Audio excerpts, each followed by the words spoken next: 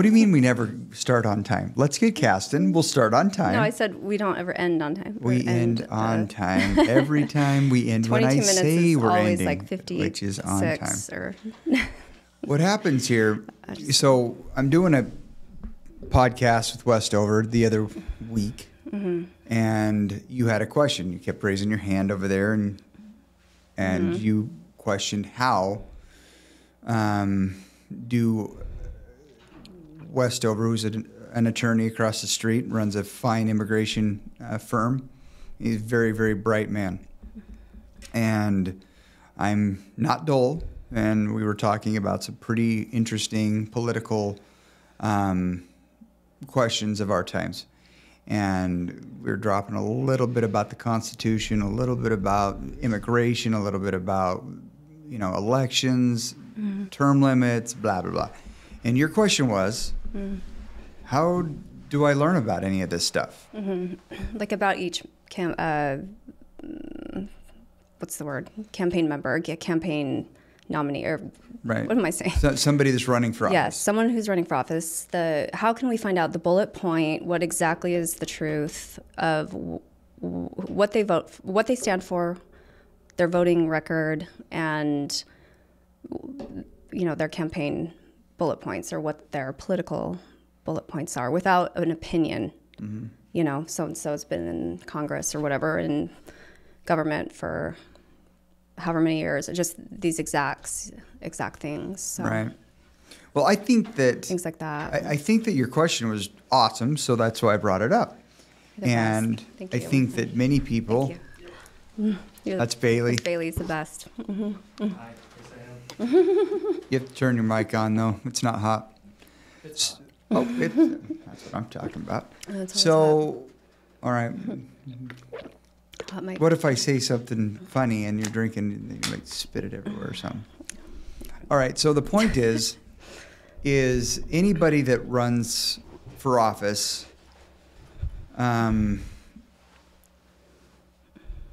this is for everybody out there that wants to know how to gauge what kind of difference they can make in their community, what kind of difference they can make in their state, what kind of difference you can make for our country.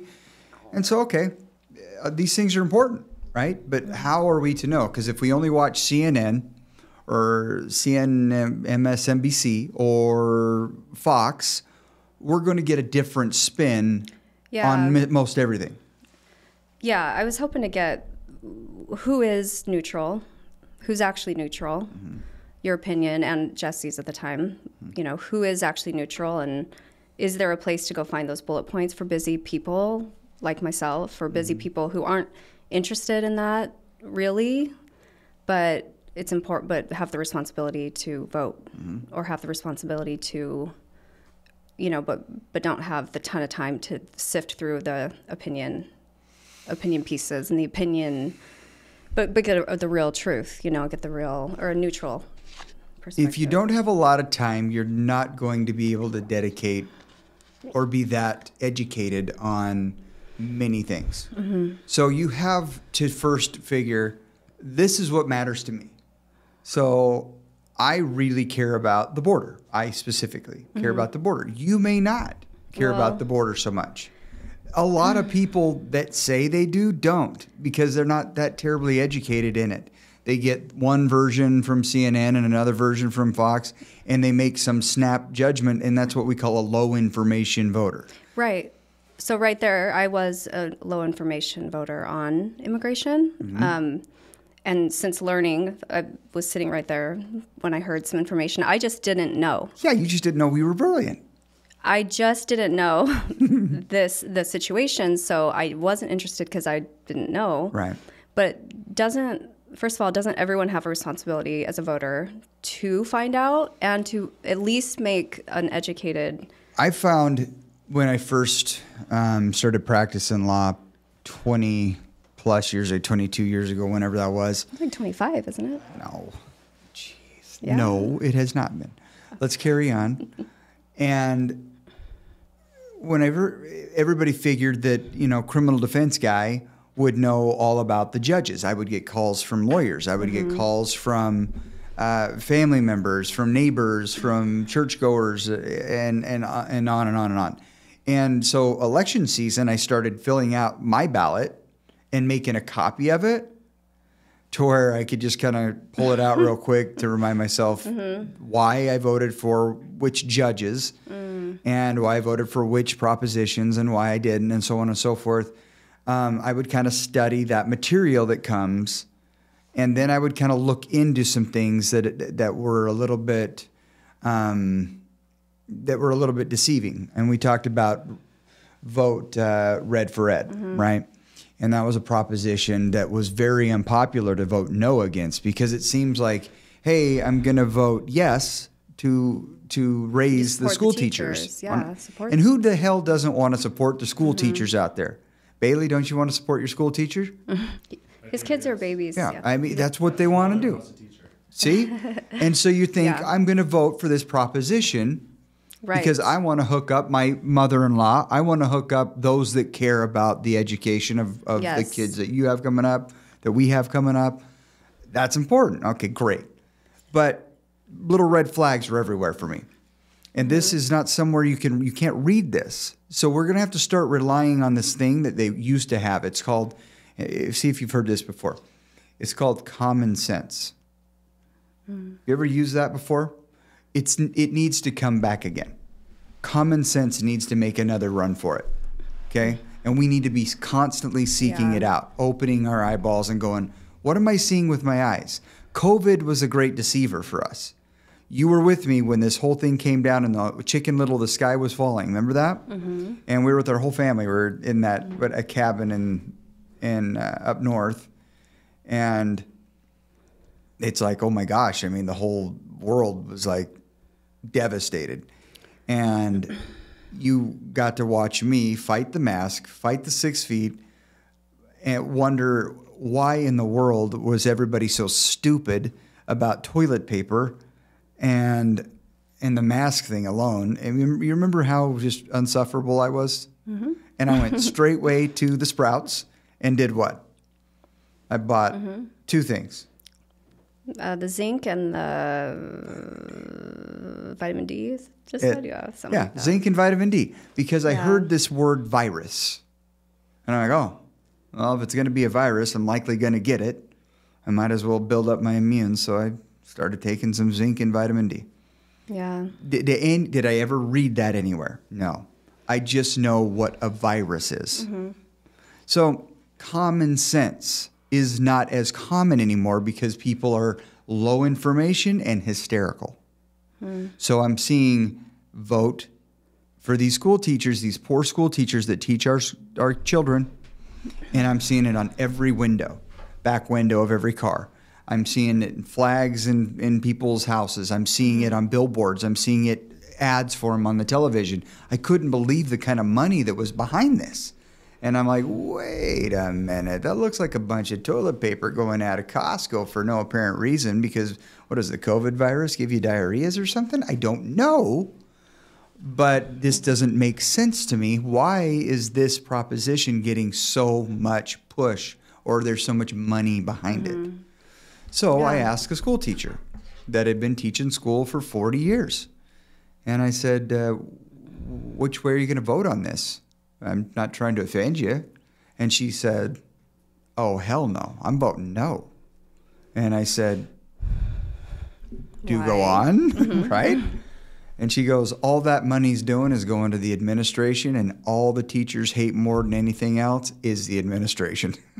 And I thought, oh, wow. And now here we are years later, and one of the biggest government lobby machines is the teachers union, backed by what we voted in, the ed and the red. So, yeah, propaganda is real, misinformation is real, and so I think that's more obvious now than it was back then. And I think that, at least to regular people, I don't believe that most people are hysterical, but they do what they're told in order to keep law and order. I think that there's more to humanity than that. But I think the loud ones and all we kind of hear about are hysterics and dramatics, but most people are pretty common sense. Really? Because I remember everybody wearing a mask and buying mad amounts of toilet paper. So I we think most had people are a mess. I think we were supposed to, and I think we were, but I think a lot of people are just kind of watching and seeing, like, wait, what is this? I think that we saw a bunch of sheep.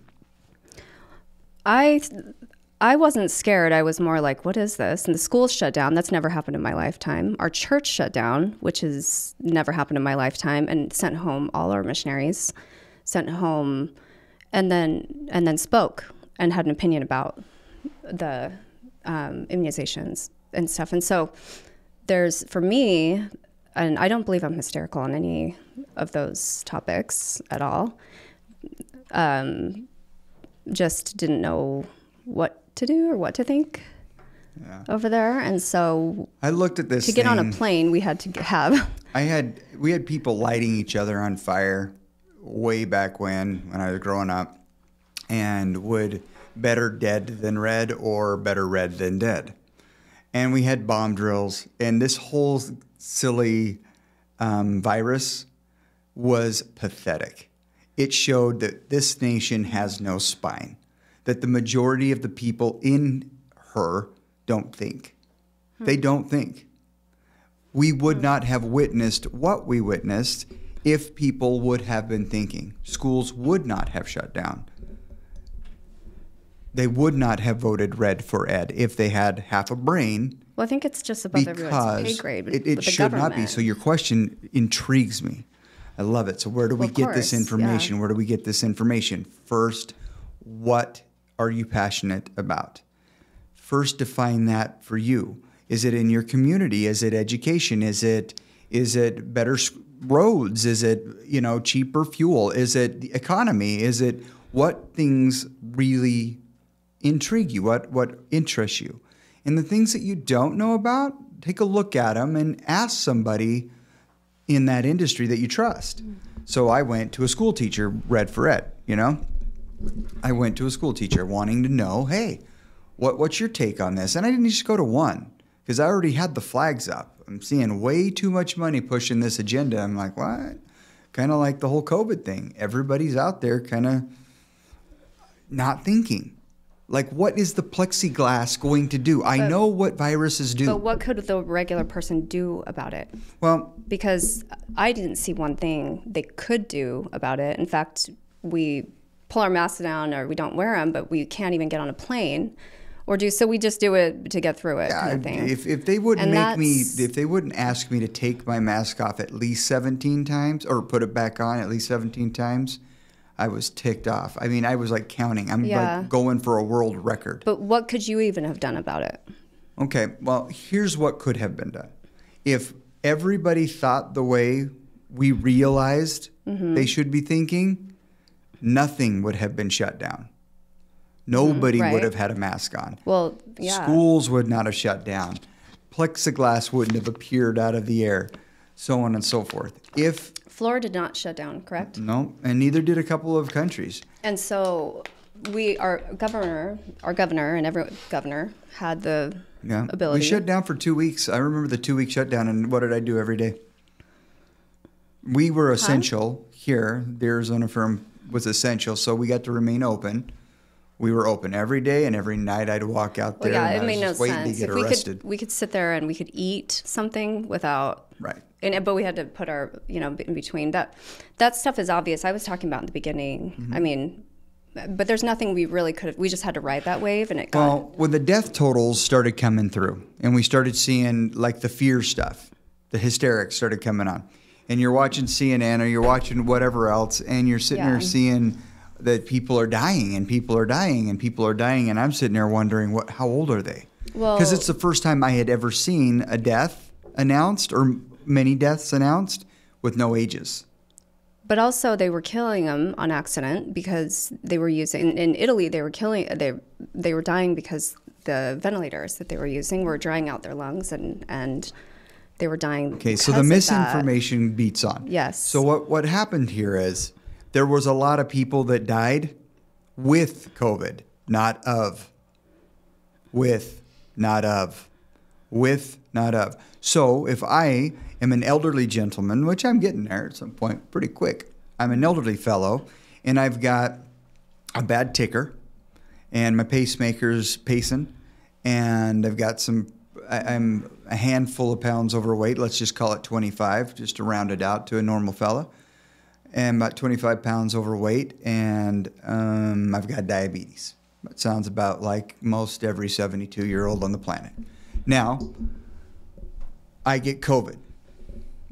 Now, I'm 82 at this point with these same medical conditions, and I somehow, some way die. Or I get the flu, and I some way, somehow die. Or I just die. Okay? Because that's what 82-year-olds do.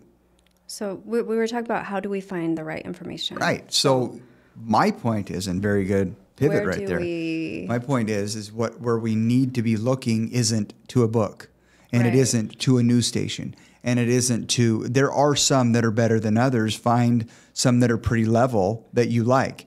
But the first thing you need to do is which ones, Carrie? I don't know. Use your common sense. Of course. Use your common sense first. I didn't need to know that this whole COVID thing was BS. I knew it the day it happened. When I saw the hysterics and I saw the power grab that was going on, but I was talking about campaigns and things like that, like the people, you know, like their voting record, their immigration, the actual statistics, the actual numbers of things like that, where I'm not judging. I'm talking about like a woman who's, so for example, women like me who are mothers and we're wives and we're working, or we're not, but we're working in the home, or we're both, things like that. And we don't have time, the time that we do have for what we want to do, we're doing other things. And so, but we have the responsibility to vote or to find out information and to educate ourselves as best we can about certain things, and then to exercise our vote so that we can remain, you know, the people and the general people, so that those kinds of incidents and acts and proposals don't pass, or they don't get out of hand. So we remain the majority. You know, the right thing remains the majority. And so that government doesn't take over. Where do we find, you know, and so I think your point to deciding what's important to us first. So for me, or mothers, women, you know, education, you brought up Red for Ed, or Ed for Ed, or whatever. Education does matter whether we're interested or not, because we have children and we're raising kids. And so immigration does matter because we live in Arizona. And, you know, so I may not personally be interested, but it likely is something I need to know and in order to make a vote, in order to just get a general information. But like you said, and like that previous podcast, no one's talking about the correct the reality issues of the world, right. Immigration in and of itself. So let's leave that there. But the health, you know, our health, the health, healthcare proposals, health, you know, business, tax, things like that. Those things matter because, and we're interested in those things because they affect our lives. So have you ever heard, and you probably have known people like this in your days. You're young. You're what, 28, 29? Anyway, you're young. But you've known somebody. Let's go in the 1990s. Who would you say had a really good nose for, just seemed to make sense? An individual in your life that just seemed to make sense. In the 90s? Yeah. Well, I was in my teens, and so I don't know that That's why I'm asking. My parents. Okay. My parents. Okay. And I know Shannon, your mama. I'm thinking about my mom and my stepdad. Yeah.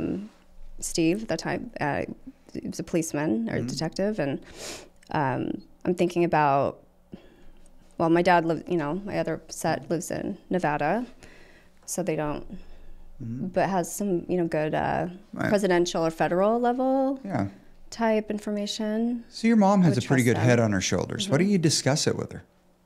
Why don't you engage in a discussion? Why don't you start make a few notes here and there because you're preparing yourself to vote. But she's a little more conservative she's a little more right, too right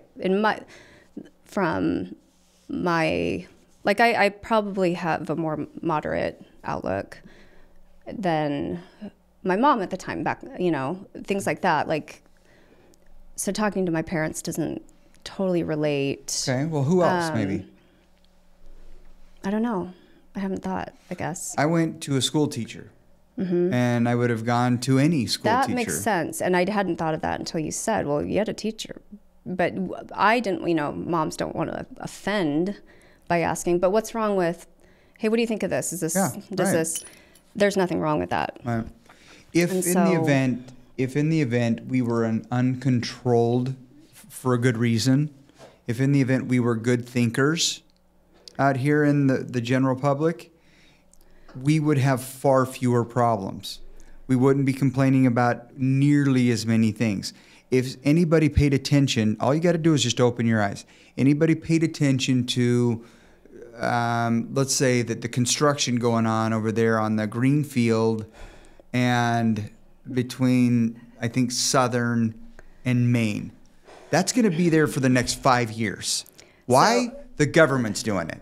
So let me explain what's happening here. They're taking your money, my money, Bailey's money behind the camera, and every little dime that we make off this very successful podcast that's brought to you by Paige Hogle. But anyway, they're going to be working on that daggum road for 5 years running. That's what they're going to be doing. But you pay somebody, you bid it out, and somebody does it.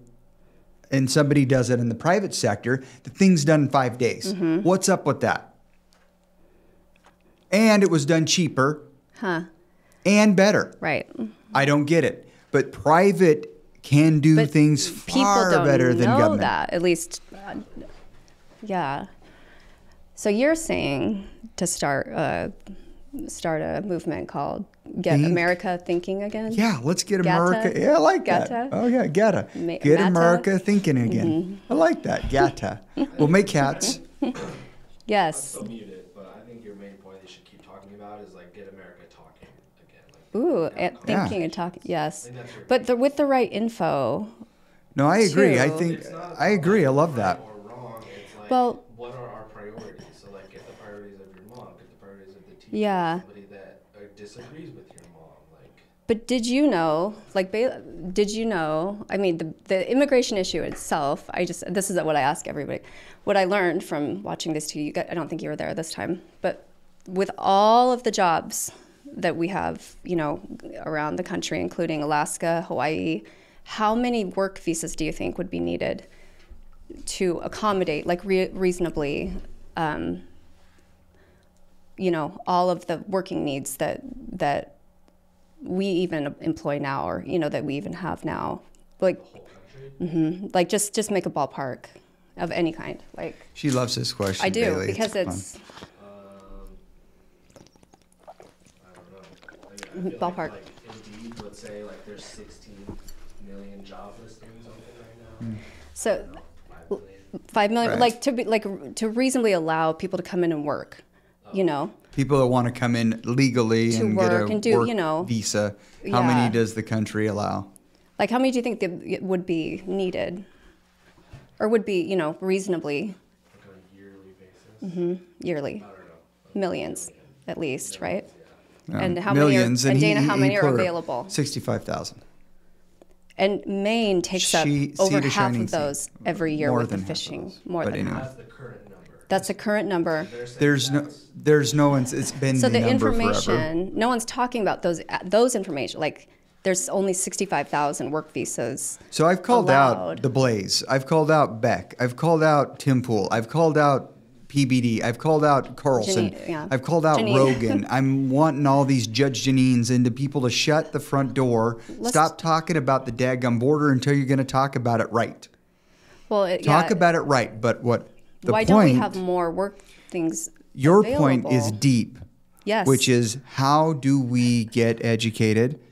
And Bailey brought up, hey, our point here that we're really drilling it down is to converse with as many like-minded, not like-minded, but just keep the conversation open. Because there's going to be a lot of people that disagree with me as far as border solutions. I understand that. But no one even knows the information. That's what I'm saying. Like, I didn't know there was only 65,000 work visas available. That's not reasonable. Well, that's reason enough for people to start tuning into the pod. But no one's talking about it because we don't even know, right? And I'm sitting in here and I hear it. Okay.